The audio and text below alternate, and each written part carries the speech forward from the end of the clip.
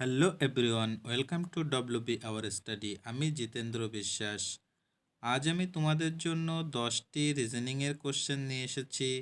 দেখো, খুবই ভালো কোশ্চেন আছে, তোমরা অবশ্যই ক্লাসটা দেখতে থাকো। দেখো, এখানে 46 দাগ থেকে 55 দাগ পর্যন্ত 10টি জিআইয়ের কোশ্চেন আছে। চলো আমরা কোশ্চেন দেখে নিই। বলেছে 40টি ছেলে একটি লাইনে দাঁড়িয়ে আছে। যখন রাকেশ তার বাম দিকে 4টি ঘর সরে দাঁড়ায়, তার অবস্থান বাম দিক থেকে হয় দশম। ডান দিক থেকে বিজয়ের অবস্থান কি হবে যদি সে রাকেশের পূর্ববর্তী অবস্থানে বাম দিক থেকে 3টে ঘর পরে দাঁড়ায়? দেখো, আমাদের মনে করো এখানে 40টা ছেলে আছে। আমরা ধরে নিচ্ছি এই পজিশানে এই রাকেশ ছিল এই পজিশানে। এবার এখান থেকে বলেছে সে বাঁ দিকে 4 ঘর, মানে 1 2 3 4 এই পজিশানে চলে এসেছে। এই পজিশানে যদি আসে তার অবস্থান হচ্ছে 10। তার মানে এর আগে, এই 10-এর আগে এখানে 9 জন লোক আছে। তবে এখানে যে পজিশানে ছিল সে তাহলে দশমের স্থান যদি এইটা হয়, তাহলে প্রথম অবস্থায় তার অবস্থান ছিল 10, 11, 12, 13, 14 নম্বর স্থানে তার অবস্থান ছিল প্রথম ক্ষেত্রে। তারপরে কি বলেছে দেখো, ডান দিক থেকে বিজয়ের অবস্থান। তবে 10 নম্বরে অবস্থান তো রাকেশের অবস্থান হলো 10 নম্বরে। এবার বিজয়ের অবস্থান কোথায় বলেছে? ডান দিক থেকে বিজয়ের অবস্থান কি হবে, বিজয় অবস্থানটা বের করতে বলেছে। যদি সে রাকেশের পূর্ববর্তী অবস্থানতে, মানে রাকেশের পূর্ববর্তী মানে অবস্থান বলতে 14 নম্বরের স্থানটা পূর্ববর্তী অবস্থান রাকেশের। তাই বলছে রাকেশের পূর্ববর্তী অবস্থান থেকে ডান দিকে 3 ঘর সরবে, তার মানে 1 ঘর 2 ঘর 3 ঘর যাবে। 3 ঘর যাবে, তাহলে 14 15 16 17, 17তম স্থানে আসবে হচ্ছে বিজয়। 17তম স্থানে আছে বিজয়।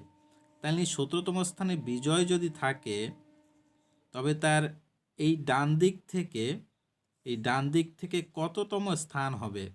তাহলে নিশ্চয়ই আমরা 40 জন আছে, 40 থেকে 17তম স্থান, মানে তখন বিয়োগ করতে 16 যদি বাদ দিই, তাহলে দেখো থাকছে 24। তাহলে তার অবস্থান হবে 24তম। দেখো আমাদের অ্যান্সারটা 24তম আছে কিনা আমরা দেখে নিই। 24, দেখো অ্যান্সার আছে 24, তাহলে বি দাগটা অ্যান্সার হবে আমাদের। পরের কোশ্চেনটা দেখো,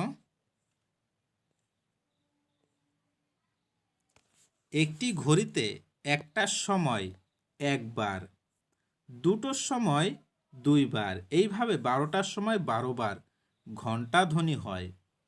ওই ঘড়িতে সারাদিনে মোট কতবার ঘন্টা ধ্বনি হয়? সারাদিনে মোট কতবার ঘন্টা ধ্বনি হয়? তাহলে বলো অ্যান্সার কি হবে এটার।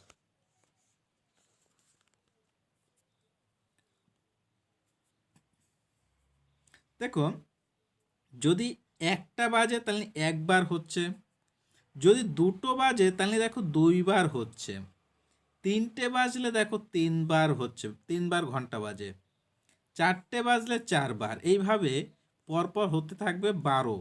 তাহলে 1 থেকে 12 যদি আমরা যোগ করি, তাহলে দেখো 12 মানে আমরা টোটাল কতবার ঘন্টাধ্বনি বাজবে সেটা আমরা পেয়ে যাব। কিন্তু আমাদের যেহেতু বলেছে একদিনে কিন্তু 24 ঘন্টায় একদিন হয়, তাহলে নিশ্চয়ই দুবার 12, মানে 12, এই 1 থেকে 12 একবার যোগ করলাম, আবার 1 থেকে 12 আরেকবার যোগ করতে হবে। তাহলে দেখো আমরা একটা সূত্র জানি, n ইন্টু n প্লাস 1/2।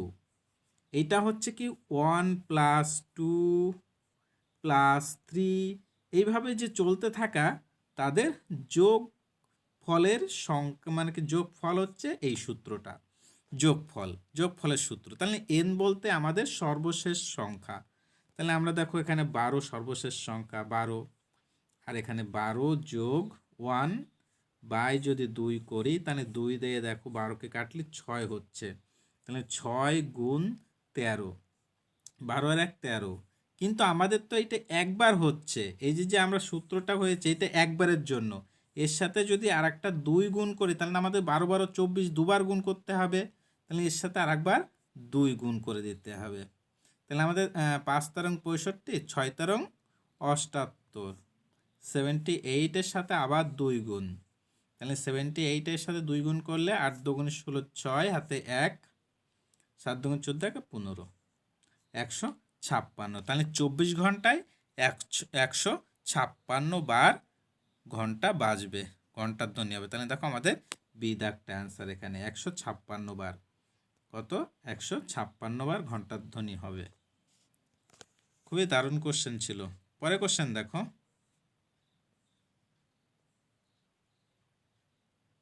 কি বলেছে দেখো, 5টা 15 মিনিটে ঘড়ির ঘন্টার কাঁটা ও মিনিটের কাঁটা একে অন্যের সঙ্গে কত ডিগ্রি কোণে থাকবে? বলো অ্যান্সার কি হবে, কত ডিগ্রি কোণ হবে এটার? দেখো আমরা একটা ঘড়ি এঁকে নিই, আমরা এটা একটা ঘড়ি মনে করো, এখান থেকে আমরা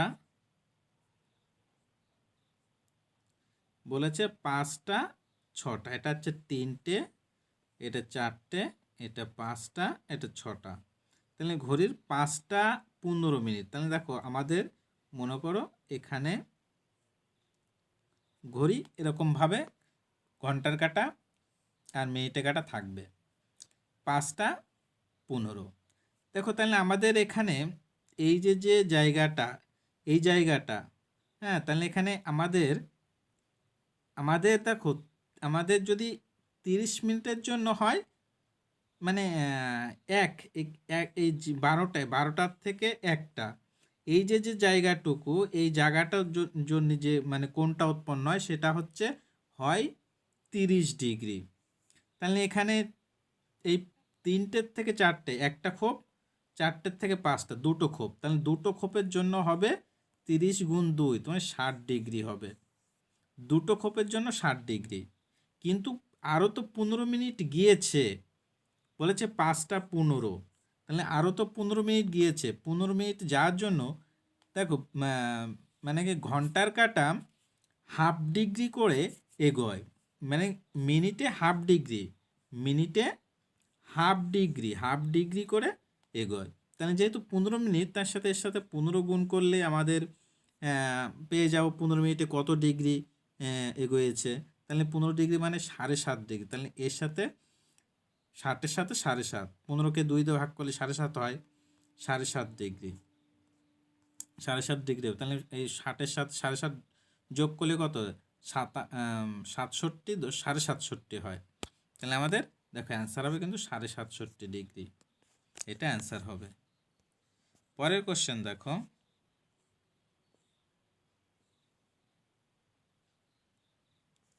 বলছে একটি ঘড়িতে আয়নার মধ্যে দিয়ে 1:25, 1:35 বাজে দেখা গেল, তাহলে সঠিক সময় কত? তাহলে 1:35 যখন বাজে তখন ঘড়িতে, এটা আয়না মানে মিরর ইমেজ বলেছে, 1:35, তাহলে সঠিক সময়টা কত? দেখো মিরর ইমেজের ক্ষেত্রে সবসময় 12টার থেকে যে সময়টা বলেছে সেটা বিয়োগ করতে হয়, 1:35। তাহলে আমাদের এই 12টার থেকে তো অ্যাকচুয়ালি বিয়োগ করা যায় না, তাহলে এটা করে নিতে হবে কি 11:60 করে নিতে হবে, 11:60 থেকে আমরা 1:35 বিয়োগ করব, বিয়োগ করলে দেখো এখানে তাহলে হয়ে যাচ্ছে 5, আর এখানে 2 25, আর এখানে হচ্ছে 10, তাহলে 10:25, তাহলে সঠিক সময় হবে হচ্ছে 10:25, এটা হচ্ছে সঠিক আমাদের সঠিক সময় 10:25, তাহলে আমাদের অ্যান্সার হবে দেখো সি 10:25। পরেরটা দেখো, বলছে মাসের 29তম দিন পরপর 400 বছর ধরে কতবার আসবে?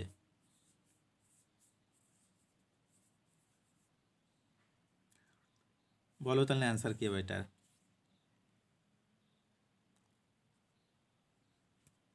দেখো আমরা একটা বছর মানে 12 মাস। 12 মাসে যদি লিপি ইয়ার হয় তবে 12টা মাসে 12টাই 29তম দিন থাকে। কিন্তু যদি লিপি ইয়ার না হয় তাহলে দেখো 11টা 29তম দিন হয়, 11টা মাসের 29তম দিন হয়। তাহলে আমাদের 400 বছর বলেছে। তাহলে 400 বছরে দেখো আমাদের লিপি ইয়ার আছে 100 বছর, 100 বছর লিপি ইয়ার আছে। 400 বছর যেহেতু বলেছে তাহলে 100 বছর লিপি ইয়ার হবে। আর আমরা 400 ইন্টু, তাহলে দেখো প্রত্যেক বছরের জন্য 11টা করে, মানে 29তম দিন আছে 11 বার, মানে প্রত্যেক মাসে এক একটা করে আছে, একমাত্র লিপ ইয়ার বাদে। তাহলে আমরা 400-র সাথে 11 গুণ করলে দেখো হয়ে যাচ্ছে 4400। আর 100 বছর, এই 400 বছরের মধ্যে 100টা লিপ ইয়ার ছিল, তাহলে 100 যদি যোগ করি, 144-এর সাথে 100 যোগ করলে হয়ে যাচ্ছে দেখো 44, 4500। তাহলে আমাদের এই 4500 কিন্তু অ্যান্সার হবে। আমাদের এখানে তো একটাও 4500 নেই। তুমি কি হবে? আমাদের মনে হচ্ছে একটু অপশানে একটু সমস্যা থাকতে পারে। যাই হোক, তোমরা একটু ভালো করে দেখো। আমার তো মনে হচ্ছে এটা 4500 অ্যান্সার হবে, কারণ প্রত্যেকটা বছরের জন্য একটা করে লিপি, মানে প্রত্যেকটা মাসে একটা করে 29 দিন। একমাত্র লিপ ইয়ার যদি না থাকে তবে এক বছরে 11টা 29 দিন হয় এক বছরে। আর যদি লিপ ইয়ার থাকে তাহলে সেই বছরে 12টা 29 দিন, 12টাই মানে 29 দিন থাকে। যেহেতু 400 বছর মানে 11টা করে থাকে, 400 বছর তাহলে নিশ্চয়ই 11টা করে 29 দিন হবে। আর 400 বছরের জন্য 100টা লিপ ইয়ার আছে, তার সাথে 100 যোগ করলে তো আমার তো এটাই হওয়ার কথা। যাক, আমি এটা একবার দেখবো, তোমরাও দেখো একটা অঙ্কটা। যাক, জিওটা পরে কোশ্চেনটা দেখে নাও। মানে এখানে কটা ত্রিভুজ আছে সেটা জানতে চেয়েছে। ত্রিভুজের সংখ্যা নির্ণয় করো। তাহলে বলো এই চিত্রটার মধ্যে কতগুলো ত্রিভুজ আছে। বলেছে 18টা, 20টা, 24টা না 22টা। এই চিত্রটায় কটা ত্রিভুজ আছে? দেখো আমরা যদি মনে করো এই ত্রিভুজটার মধ্যে, এই যে এইটা, এর মধ্যে দেখো এর মধ্যে আছে ত্রিভুজ আছে এখানে 1, 2, 3, 4, 5, 6, মানে 6 দুগুণে 12টা ত্রিভুজ আছে। সবসময় 2 গুণ হয়, যে কটা থাকে তার সাথে 2 গুণ করে দিলে আমাদের চলে আসে। এরকম ধরনের ফিগার যদি থাকে তাহলে 12টা ত্রিভুজ আছে এই ফিগারটার মধ্যে। তাহলে এই ফিগারটার মধ্যে 12টা গেল। এবার দেখো এখানে একটা ত্রিভুজ, এখানে একটা ত্রিভুজ, দুটো, আর এই টোটাল বড়টা একটা ত্রিভুজ। তাহলে 3টে আছে এই মাথায়, এই মাথায় 3টে, সেম একই রকম এই মাথায় 3টে। তাহলে 3টে আর 3টে 6টা। তাহলে এখানে হচ্ছে আবার 6টা, এখানে 6টা। আর আছে ত্রিভুজ, দেখো এখানে আবার দেখো এই একটা ত্রিভুজ পাচ্ছি আমরা একটা এক্সট্রা। আবার নিচে দেখো এখানে আর একটা এক্সট্রা, দুটো একই রকমভাবে এখানে একটা আর এখানে একটা। দেখো তাহলে 4টে, আরও 4টে ত্রিভুজ পেলাম। তাহলে দেখো আমাদের টোটাল হচ্ছে 12 আর 6 18, 18 আর 4 22। তাহলে 22টা টোটাল ত্রিভুজ আছে ফিগারটায়। এই ফিগারটায় 22টা টোটাল ত্রিভুজ। তাহলে আমাদের অ্যান্সার হবে দেখো ডি দাগ, 22টা ত্রিভুজ আছে। পরের কোশ্চেনটা দেখো, বলছে যদি প্রধান শিক্ষক পিএইচডি করা বাধ্যতামূলক, প্রধান শিক্ষকের পিএইচডি করা বাধ্যতামূলক, তবে নিচের কোন চিত্রটি এই শ্রেণীগুলির মধ্যে সঠিক সম্পর্ক বোঝাবে? তাহলে প্রধান শিক্ষক কিন্তু আমাদের পিএইচডি করা বাধ্যতামূলক বলে দিয়েছে। তাহলে আমাদের চিত্রগুলো এবার একটু দেখে নাও, চিত্রগুলো কি কি আছে আমাদের। এই যে আমাদের চিত্র, 4টে চিত্র। এখানে বলেছে প্রধান শিক্ষক, বলেছে প্রধান শিক্ষক থাকবে, মানে প্রধান শিক্ষক, শিক্ষক আর পিএইচডি ব্যক্তি। 3টে কথা বলেছে, একটা পিএইচডি ব্যক্তি, প্রধান শিক্ষক আর একটা শিক্ষক। তাহলে কোন চিত্রটা হবে বলো এর মধ্যে?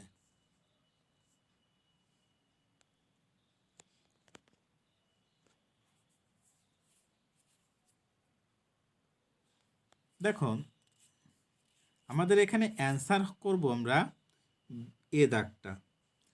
কেন এ দাগটা করব? দেখো আমাদের ওখানে পিএইচ, আমাদের বলেছে পিএইচডি ব্যক্তি। তাহলে দেখো আমাদের পিএইচডি ব্যক্তি বলেছে, তাহলে আমরা এখানে এই পিএইচডি ব্যক্তি, এই বড় চিত্রটাকে পিএইচডি ব্যক্তি ধরছি, বড় চিত্রটা পিএইচডি ব্যক্তি।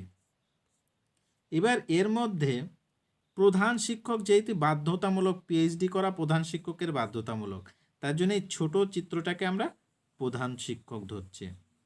যেহেতু প্রধান শিক্ষক পিএইচডি বাধ্যতামূলক, তাহলে তো মানে পিএইচডির মধ্যেই প্রধান শিক্ষক থাকতে হবে। আর এই শিক্ষকটা ধরছি, শিক্ষকটা এই ছোটটাকে ধরছে শিক্ষক। দেখো শিক্ষক মহাশয় সে তো পিএইচডি করা হতেও পারে আবার নাও হতে পারে, তার জন্য আমরা এইটাকে ধরছি। পিএইচডি হতেও পারে আবার নাও হতে পারে। তাহলে দেখো আমাদের অ্যান্সার কিন্তু তাহলে আমরা এ। পরের কোশ্চেনটা দেখো,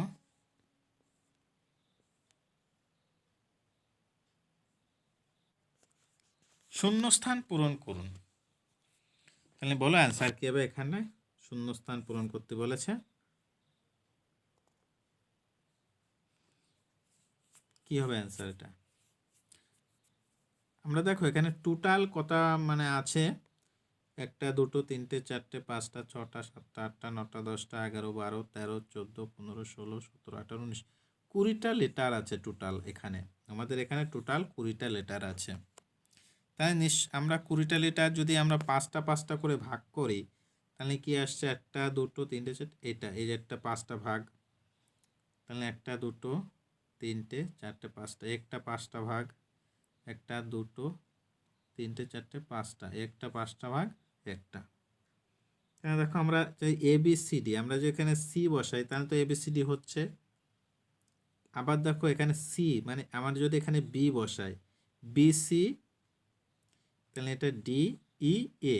তাহলে দেখো রিপিট হচ্ছে, মানে আমরা এক একটা করে, এটা প্রথমটাই এবিসিডি হলো, তারপরে এটা বাদ দিয়ে দিয়েছে, এটা দেখো শেষের দিকে গিয়েছে দ্বিতীয় ক্ষেত্রে। আবার দেখো এখানে পরেরটার ক্ষেত্রে বলেছে ডি, তার মানে এটা সি থেকে শুরু হবে, সি। এখানে দেখো সি ডি ই, ই দেখো এ বি, হ্যাঁ। আবার দেখো বির পরে আবার সেই শুরু হচ্ছে ই, তাহলে এখানে আসবে ডি, ডিই এবিসি। তাহলে দেখো সি আমাদের অপশান হচ্ছে কিন্তু এই বি দাগটা আসছে, বলছে C B D C E D, B দাগটা আসছে দেখো আমাদের এখানে। পরের কোশ্চেনটা দেখো,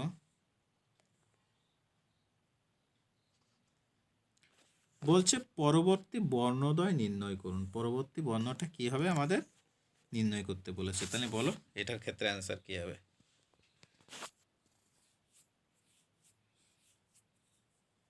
দেখো আমাদের এখানে আমরা যদি এরকমভাবে ধরি যে ডি থেকে এফ, ডিই এফ, দেখো একটা এখানে একটা ই বাদ দিয়েছে।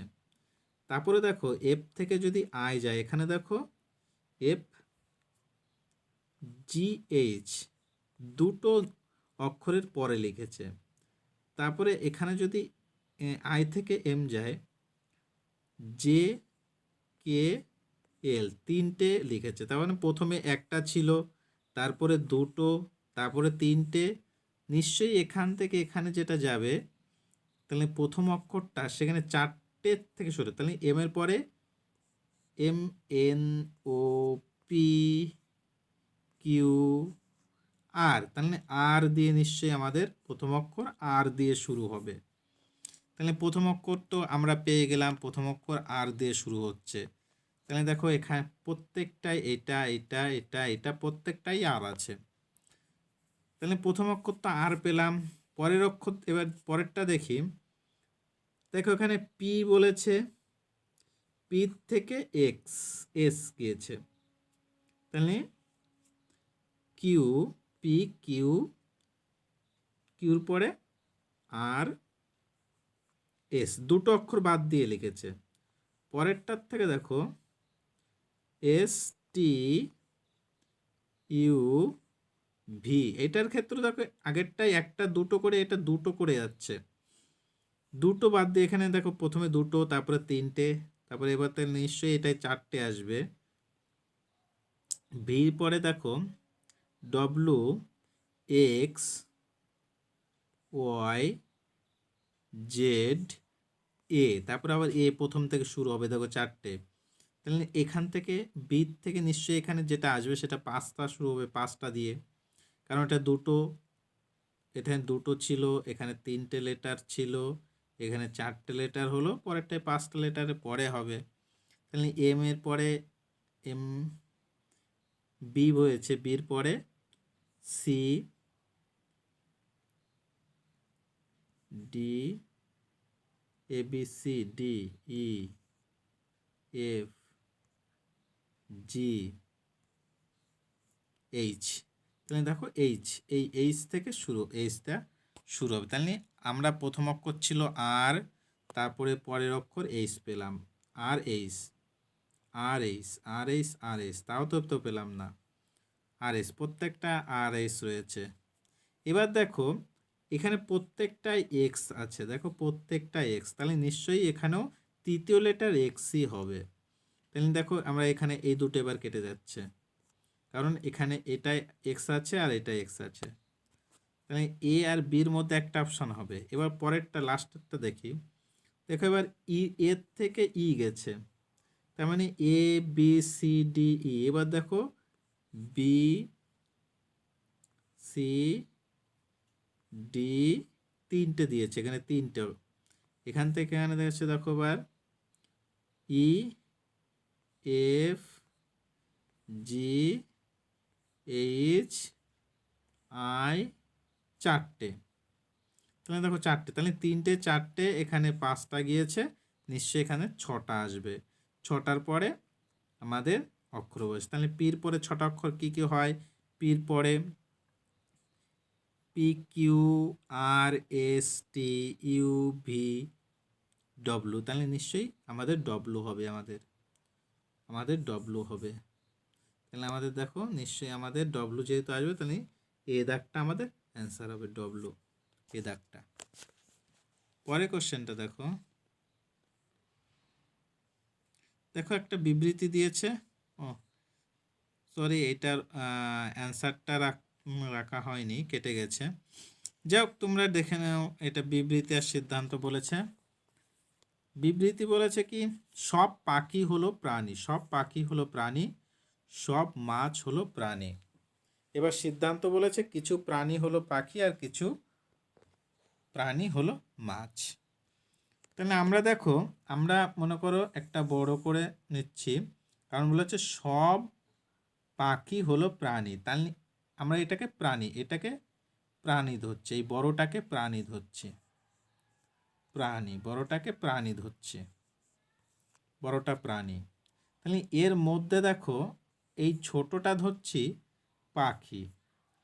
আবার দেখো এখানে সব মাছই হলো প্রাণী, তাহলে এই মানে পাখি, এখানে বি ধরলাম, বি বার্ড, পাখিকে বার্ড ধরলাম, আর এখানে মাছও দেখো এর মধ্যেই থাকবে, এফ ফিশ, মাছও দেখো প্রাণী। তাহলে এই বড়টা হচ্ছে প্রাণী, প্রাণীর মধ্যে পাখি কিছুটা, আবার মাছও কিছুটা, কিন্তু এই পাখি আর মাছ এদের মধ্যে ক্রস কানেকশন, এরা কিন্তু কখনোই এক না, আলাদা আলাদা, আবার এদের সাথে বলে দিইনি।